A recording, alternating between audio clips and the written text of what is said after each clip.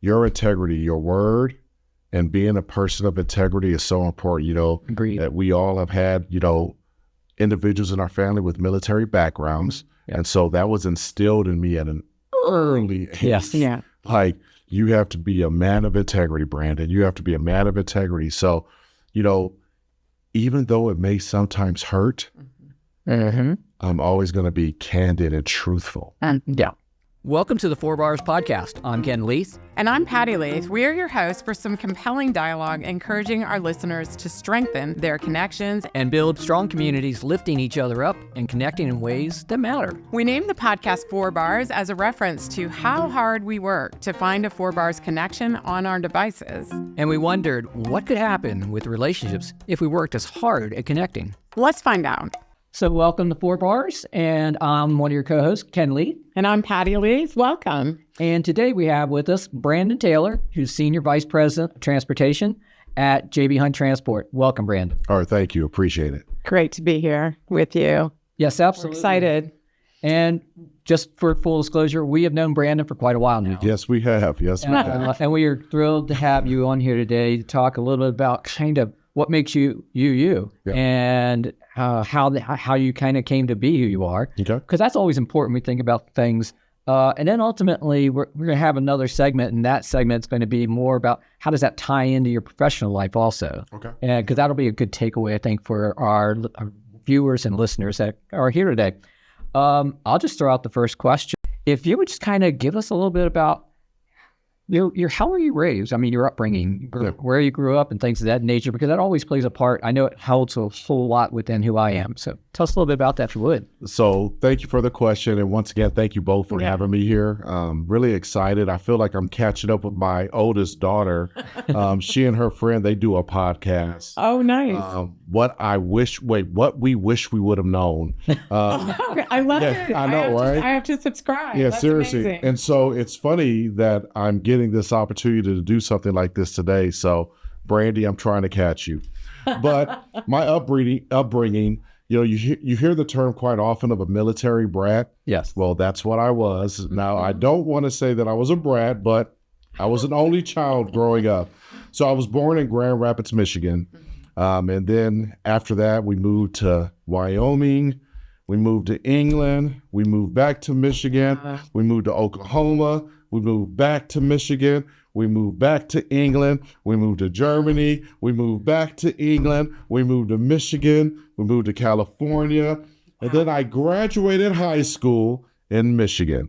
So when you talk about, Wow. That's a lot of movement. a lot of movement. So when you talk about my upbringing, Yes. once again, being an only child growing up, it was one of those things wherein I had to make friends really quickly, because I didn't have anybody else around. Yes. And so, people always say, oh, come on, you're not telling the truth. And I'm like, yeah, well, I am more of an introvert because I do gain my energy from being alone and reading books and things of that nature.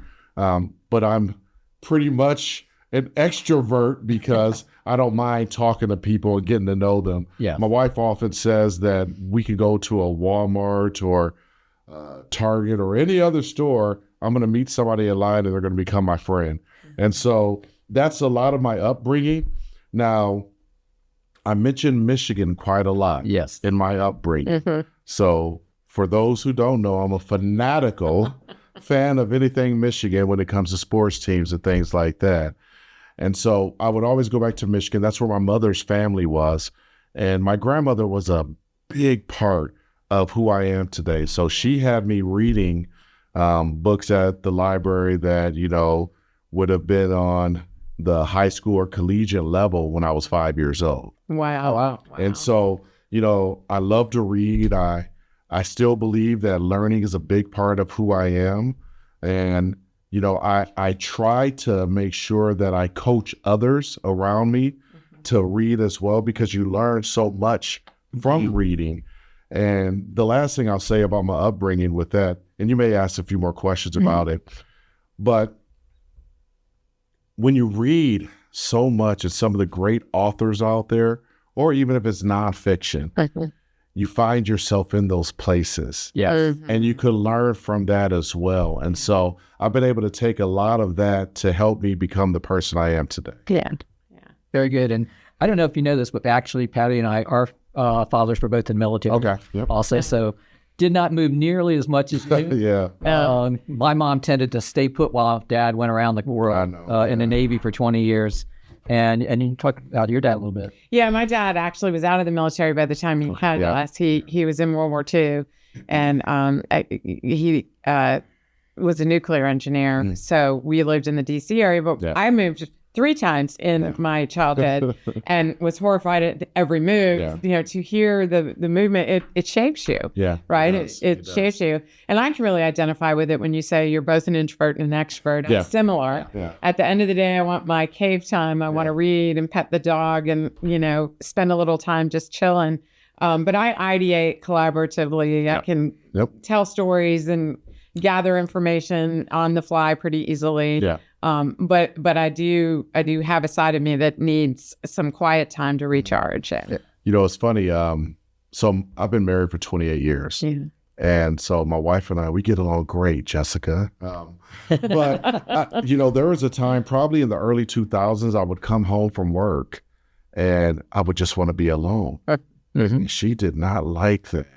And so we had to communicate to understand because, you know, she would be home with the kids for most of the day and she wanted to have the adult conversation. I get it. And I was like, I just want to go ahead and just take some time to get on a game or spend time just alone. And so as we've evolved in our marriage, I spent a lot more time understanding that first off, before I cross the threshold, I get off the phone. And so all conversations finish in the driveway and then I get in the house and then we make sure to spend that time. So, you know, going back to being an introvert and an extrovert, just understanding where you get that energy.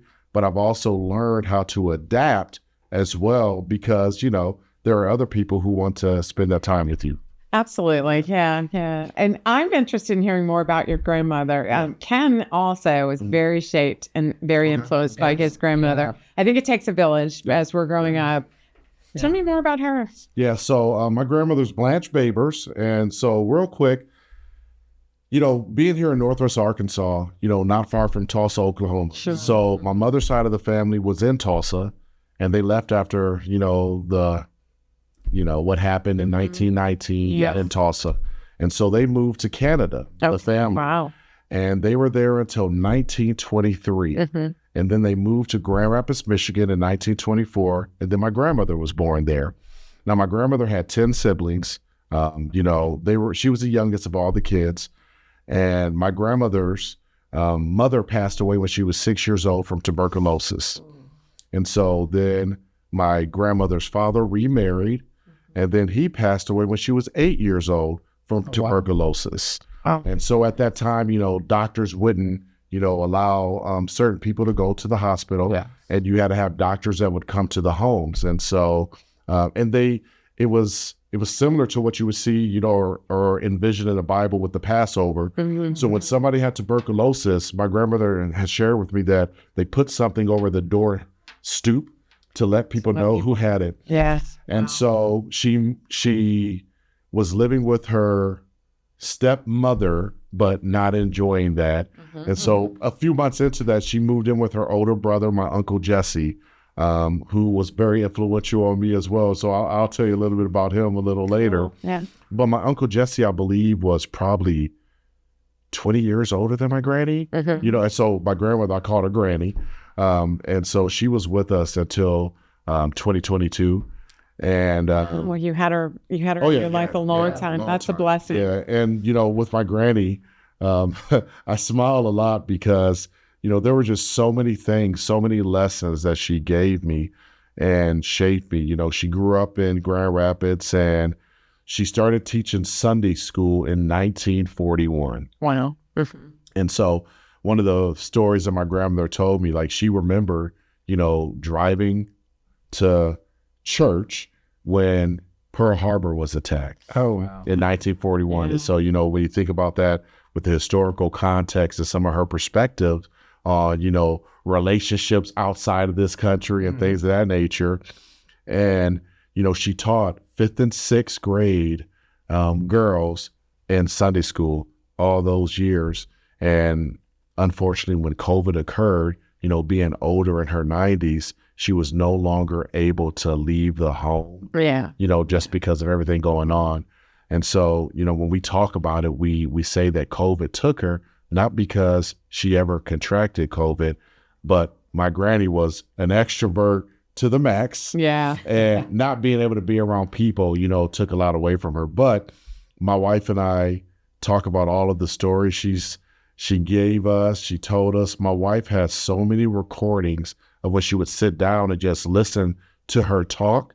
And, my wife is planning on putting something together eventually, to write the story, a biography to share, her life. So that's amazing. So priceless. Yeah. Interesting. In the first couple of minutes here, I've learned so much more about that we've known all these years. I come from large families also. My mom was next to the oldest of 9. Dad was the youngest of 16. So big families back at that time. And my grandmother, who was probably the biggest, along with my mother, the biggest influences on me, we called her Granny also. Okay. So My great. Yeah, interesting. It's a small world, and a lot of times, thinking about again, that journey that you've had along the way. What was some of the early values or lessons you learned that you kind of kept from the time you were a child and brought into your world as an adult that you utilize? Absolutely. Integrity, character, and being trustworthy. I love it. And I start with that. I mean, your integrity, your word, and being a person of integrity is so important. Agreed. That we all have had, individuals in our family with military backgrounds. And so that was instilled in me at an early age. Yes. Yeah. Like, you have to be a man of integrity, Brandon. You have to be a man of integrity. So, even though it may sometimes hurt, I'm always going to be candid and truthful. Yeah. Always. Which is really what integrity means, right? Yeah. So you're always going to get that with me. And it's difficult at times because you're like, I don't want to hurt this person. So I've learned to measure my communication as well as I've developed and matured. When I was a lot younger, it wasn't good at all. Right. It would come across as cutting, and it wasn't meant that way, but it was more along the lines of being a person full of integrity, your character. The thing is, Patty, Ken, you have your own character. I have my own character, but we each have to live in our own space. Yeah. And sometimes people, when they talk about character, they're trying to emulate or replicate somebody else. And you can't necessarily duplicate anybody else's journey. Yeah. And so so true. The character that you have is based off of your experiences. And so each thing I went through, because at the end of the day, one of a minister that I heard a long time ago, he said, life is going to life. I said, what does he mean by that? Well, as a 50-year-old man, I understand that life is going to life. Yeah. It is. It is. And then finally, just being trustworthy, once again, being an only child and moving somewhere almost every 2 years. There were a couple of places I lived for 3 years, but most of the time it was a 2-year stint. Yeah. And so by moving so much, I had to be just truthful and somebody that people trusted. And it was funny, it's not bragging at all, but as a young kid, I would move somewhere and people would say, that's my best friend.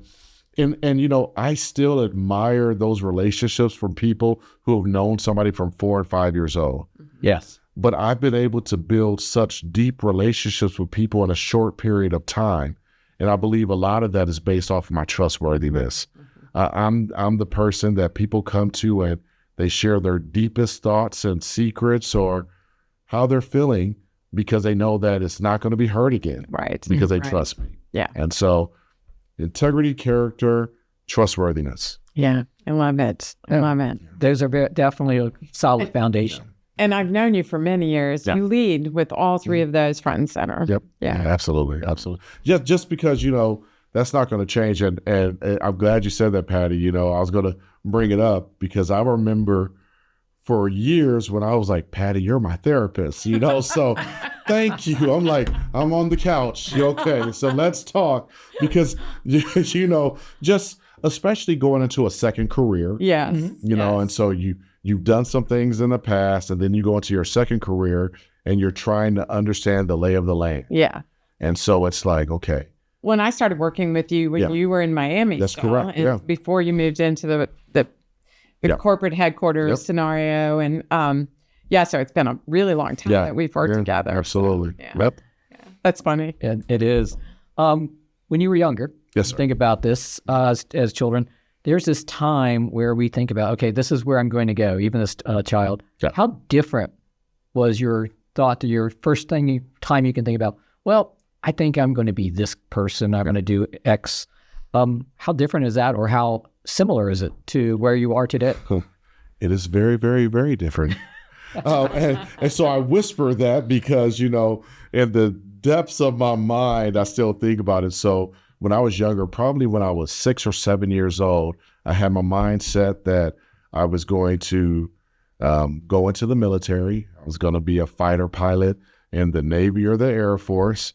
I was going to then retire from the military, and this is when I was young. I was going to run for Congress, be in the House of Representatives or a senator for a few years, and then I was going to run for president in 2024. How times have changed. And so as a young kid, that's what I thought. I promise you, those were the thoughts. And I think a lot of that comes back to just a lot of the reading that I was doing because, you know, my family, my mom and dad, neither one said that there were any boundaries on who you could be and what you could become. Yeah. And so there were never those boundaries set. And, you know, for me, it was never about, you know, a monetary thing. I've always thought about how can I give back to others, and I like people. And so I want to, you know, that's a part of my purpose is that, and you know what, it's funny because I'm thinking about it. I'm not a people pleaser, but I want to help people with themselves. So my own mission statement is that I want to help people unlock their God-given potential and gift it back to him. Okay. And so what I mean by that is that every individual has potential that God has given them. I'm a believer. That's what I believe. And so everybody has that potential. But some of us don't ever reach the zenith of all the potential we have because you never have that confidence or belief in what you can do. And so I'm coaching. I think I'd have been a good football coach, but I'm coaching. I think you would have too. You know, but I'm coaching to help people unlock that God-given potential. And then at the end of the day, it's not about what can I get for myself with the God-given potential, but how can I give it back as a gift to him? Yeah. And giving a gift back to God is by serving the community that you're in. Yeah. Agreed. It really is. It's that's it. well said. Yeah. And so that's how I look at it. That's well said. And that very, very much drove my decision to start Edges, our company. Yeah. It was around the same thing that if people can really tap into the talents and gifts that they have and give back to the communities around them and serve in that way, that changes everything. It changes everything. Yeah, it really does. 100%. And I do like what you said. I think, you know, a lot of people have these thoughts of what could I be? What am I going to take into life? But at the same time, I think it was very important what you said about having people in your life who didn't set boundaries and said, hey, it's up to you where you want to go and how you take it. Just you know, have these values within that. I think that's very important. Again, that's a similar thing that I had with my mom. I mean, I played sports my entire life. At one point, I thought I would go play professional soccer, but the ankle didn't hold up there. But at the same time, it was my mother in my life who always said, doesn't matter where you are with certain things. It is what you make of it. And I think what you said adds to that. The other thing I think it's important is just, you mentioned the community. And you tie in a lot of what we at 4 Bars on the podcast here think are so critical. It's what do we do to make good connections and make it valuable? And a good connection, we define it as, I know you, we've had the conversation before, it is so that both parties have takeaways that are valuable for them, and that's in our life, in our business, and in our community. You hit on that. You kind of live that in a lot of ways, those connections. Yeah.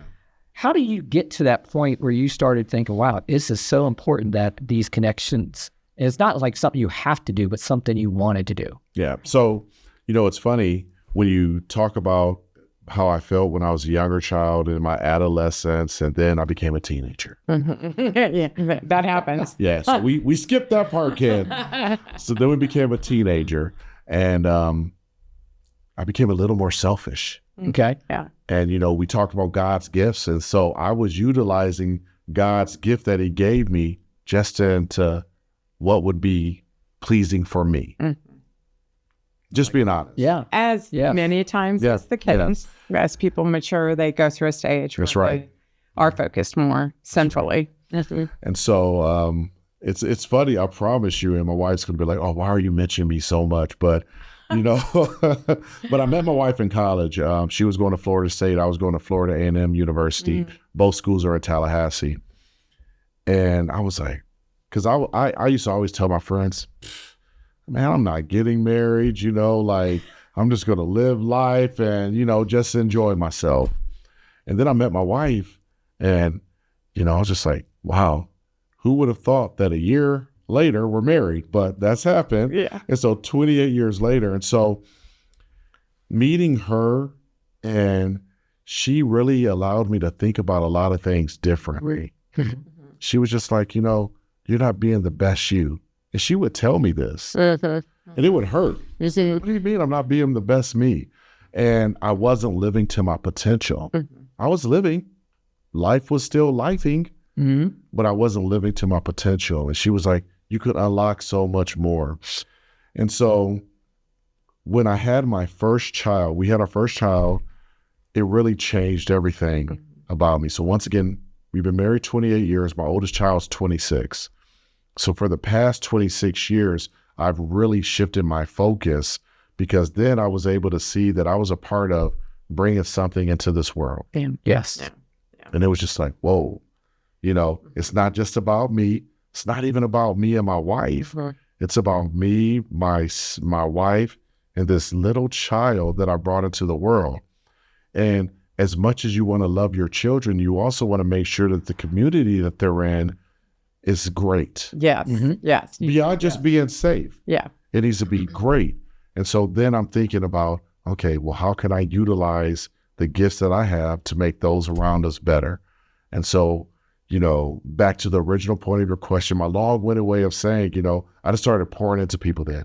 And I poured in. And I mean, from that time, when I was 24, I've been pouring into people, and I've had, opportunities to have management roles since I was really, really young.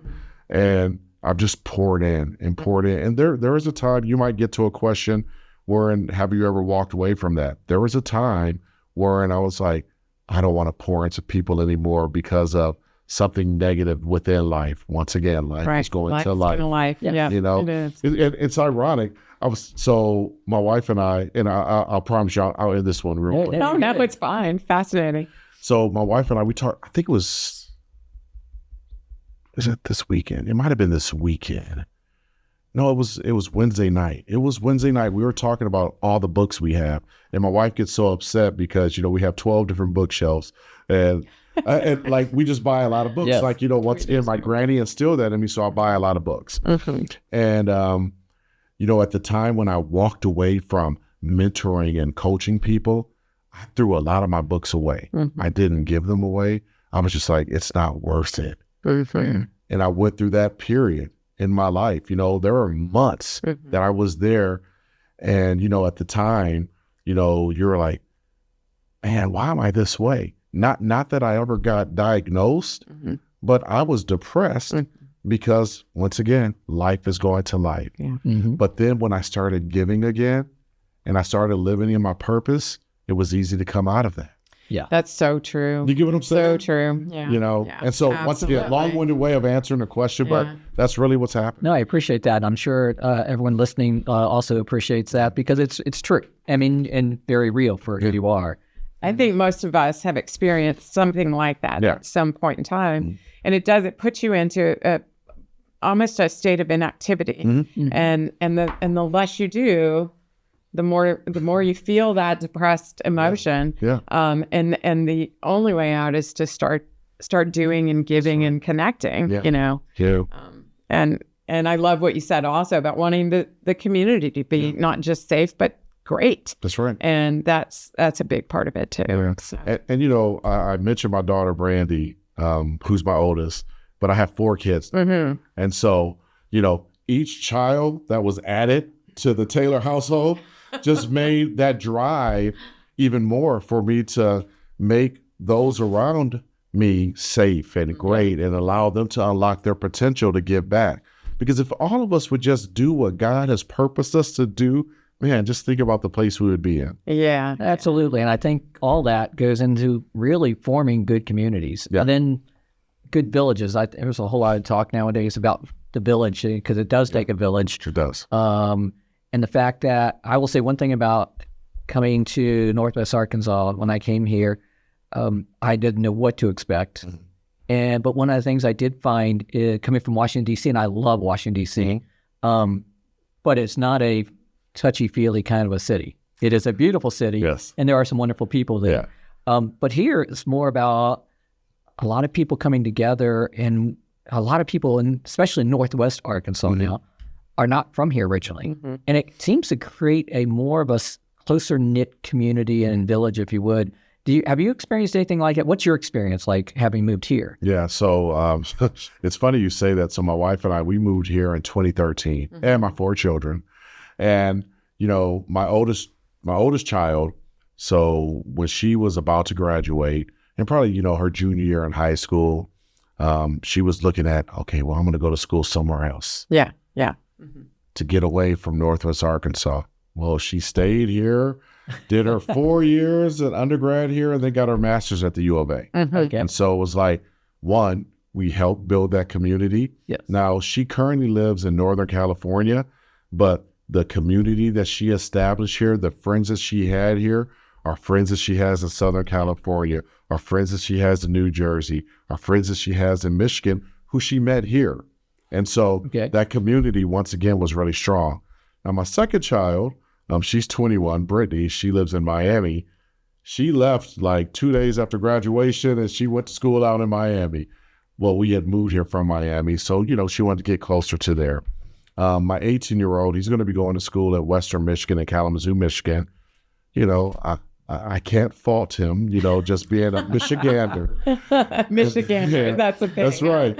And then my 13-year-old, all he knows is Northwest Arkansas. And so our house is full of people all the time. All these kids, 13-year-old boys. Or my friend, my son is going to this party or that birthday party and celebrating, you know, different things with everybody he's met here. And my wife and I, you know, we've been able to develop a really good community. And we've had, you know, different cohorts of communities that we've been a part of since we've been here. You know, we lived in Centerton when we first got here. And then 2 years later, we moved to Cave Springs. And so you had a different community, a different group. Then we moved from Cave Springs to Fayetteville in 21. And so we have a different community and a different group. Now, we still connect quite often with the group that we knew when we were in Cave Springs. But once again, it's still a different community and a different group.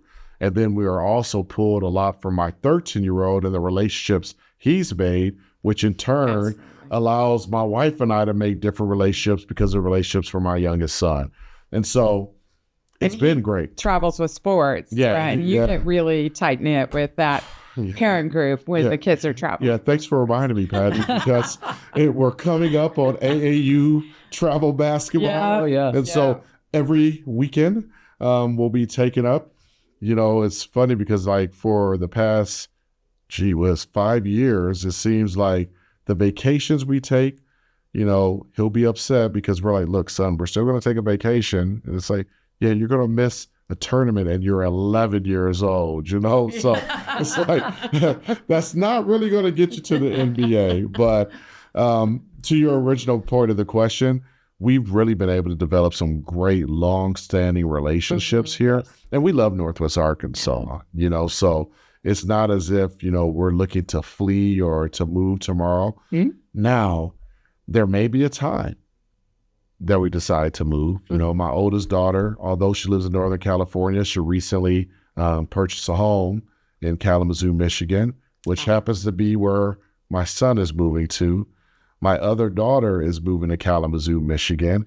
And so, you know. Wow. Yeah. Our kids are all in Colorado, and if it weren't so darn cold, we might be there. Yeah. And so we're gonna have the same thing with that coldness. You know? And so 3/4 of our children will be in Michigan. And so we shall see. Yes. We shall see. Definitely seems to be a migration of the Taylor family back to Michigan. Do you have a question? Well, yeah. As you grew into your career and began to pursue leadership, it sounds like you had a lot of opportunities at an early age. What drew you into the field that you are in today? Yeah. So my father-in-law. So when I first went into transportation and logistics, it was in 2000. And, you know, I was looking at 2 different jobs. And because it wasn't a career, I was looking at 2 different jobs. You hear me? I hear you. I hear you. I had a wife and a child, and I needed to make sure that I was taking care of them. Understand. And so, you know, I left Tallahassee, and I was looking at working at an organization that was going to pay a little bit more than the opportunity that I was given with another organization in transportation and logistics. And the individual that sold me on it was Joel Kennedy. Okay. So, yeah, Joel, I'm giving you a shout out. But his name's Joel Kennedy. And when I came and I was talking to my father-in-law about our meeting and the interview, he was like, you need to follow this Joel guy because he's going to be good for you, this Joel guy. And my father-in-law had never met him. Okay. But he said that's the person that I should follow. And so I took a job that paid substantially less than the other offering. But, you know, after being in this career, once again, the delineation from job to career for the past 25 years, it was a right decision. Yeah. Very good. Yep. Very good. And I'm sure you learned a lot from Joel. Oh, yeah. So it's funny because I had never thought of myself as a salesperson, you know, once again, because I always envision, and I'm not trying to be negative to any of those sellers who are listening, but I never thought of myself as a salesperson because I thought when you were selling, you're just trying to make the sale, not necessarily trying to solve for the customer. And Joel was a person that taught me that selling is not about just making the sale and closing the deal. There's a lot of people who think that way. But he said, here's the deal. At the end of the day, and Joel would always say, you know, Slim, at the end of the day, Slim, you just need to make sure that you're solving for the customer.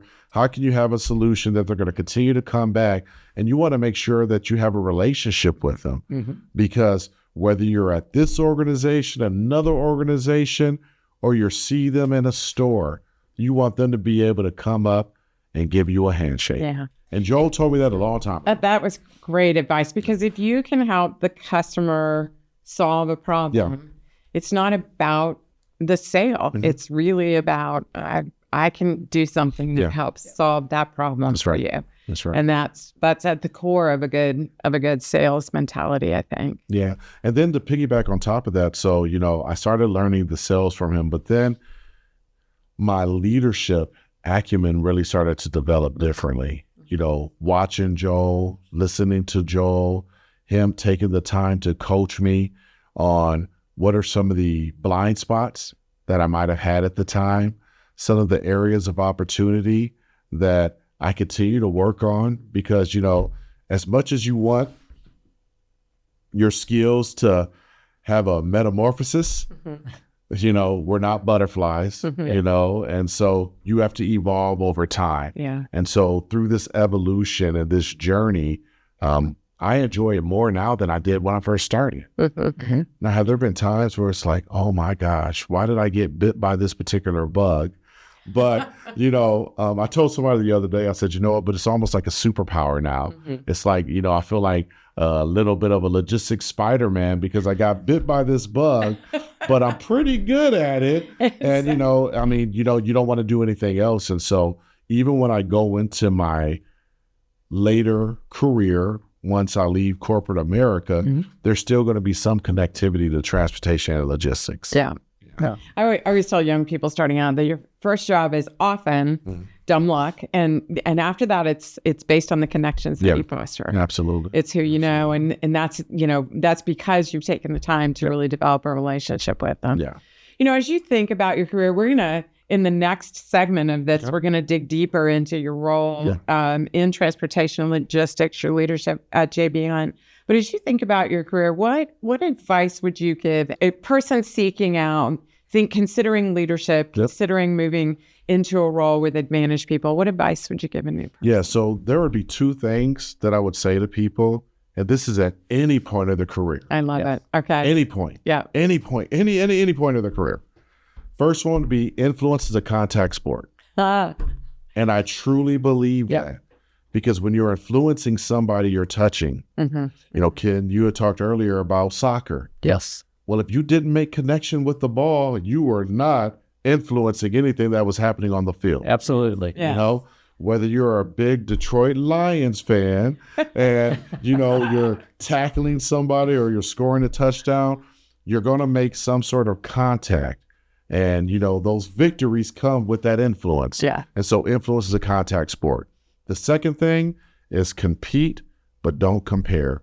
And what I mean about compete, but don't compare is that, we're going to have a competitive nature internally, and it's okay to compete with somebody else. That's okay. Yes.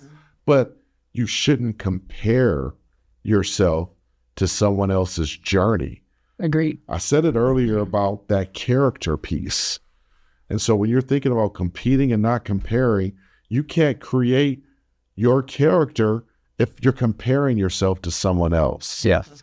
And so, once again, influence is a contact sport, and compete but don't compare. And I would tell people that whether they've been doing their job for 40 years or 4 months. Yeah. Influence is a contact sport, and compete but don't compare. Yeah. No, very, very good. I like both of those. I will say that the influence, if I wasn't making contact with the ball, was how long the coach needed to have me sit on the bench until I figured it out. That's right. That's right. It's the truth. Which, again, there are lessons to be learned through that. That's right. Yeah.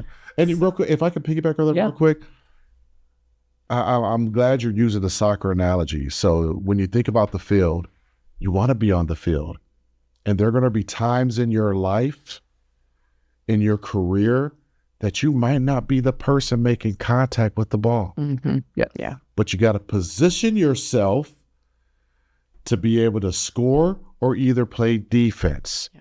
And so even if you're not in the role or the position you think you want to be in today, still put yourself on the field the right way and hustle. And don't give up. Yeah. Just once again, going back to the soccer analogy. No, great I advice. love that. You don't give up and you be part of a team. Yeah, absolutely. Absolutely. Thank you so much for being with us today and sharing your personal insights. We're looking forward to talking more about your professional side of things, but great advice for our listeners. And thank you all for joining us today and tuning in. We hope you'll subscribe to the podcast and tell your friends. Yes, thank you. Thanks. The 4 Bars podcast has been brought to you by Edges Inc., a growth advisory firm based in Bentonville, Arkansas. I founded the company in 2001. Edges promotes growth of people, companies, and ideas. Our team collaboration tool, called Interface Methods, is a basis for teams to work together more collaboratively, understand each other, and accept differences and address challenges together. We also started a nonprofit called Unform Your Bias. We teach kids and their adult influencers how to utilize storytelling as a means to reduce bias in the world. We hope you'll check us out, subscribe to our podcast, and look at our websites.